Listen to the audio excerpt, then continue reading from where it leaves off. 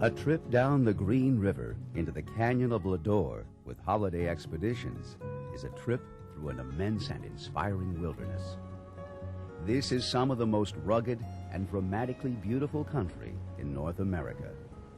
A place where red rocks meet green trees, and further downriver, where mountains meet the high desert at the river's edge.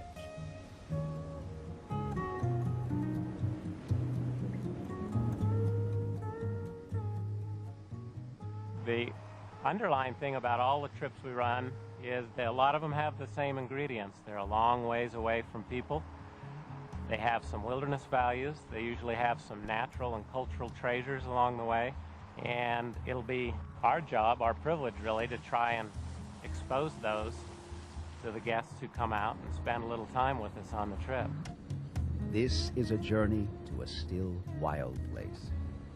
But it is also a trip into the archaeological past, where the symbols and artifacts from previous cultures are near and thought-provoking.